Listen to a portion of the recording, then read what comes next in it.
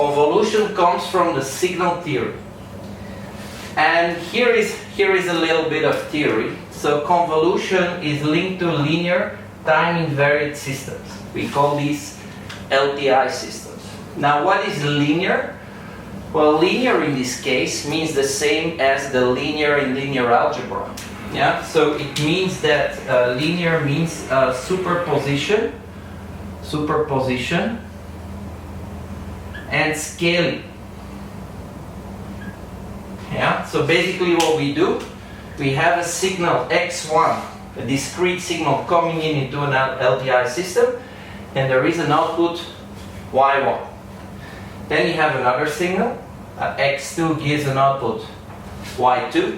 Well, alpha x1 plus beta x2 will give an output alpha y1 plus beta y2.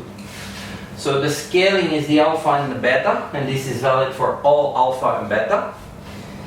And the superposition is that you add these signals to each other after scaling. What does time invariant mean? Well, today you put a signal xn as input and you get an output yn. Yeah? A shift in time in your input signal will result in an equal shift in time of your output signal. Yeah? These are quite, I would say, obvious definitions. So what are we now going to do with these LTI systems and why are they so important? Well, remember in mathematics and in the previous lectures we've seen that there's a lot of situation in math where you have a complex situation and you want to decompose it in simpler situations. We just saw it recently when we talked about recommender systems. Yeah? Senior value decomposition, the same thing. A complex linear transformation you convert in 3 more simple transformations. Well, here the same thing.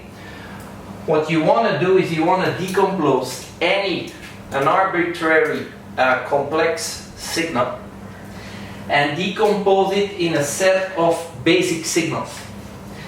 And the basic signals we will discuss in relation to convolution are delayed impulses. Yeah? So basically what you're going to do is you're going to have a signal, complex signal, and you can decompose that complex signal in a set of delayed impulse responses. And we will see in just a minute what this means.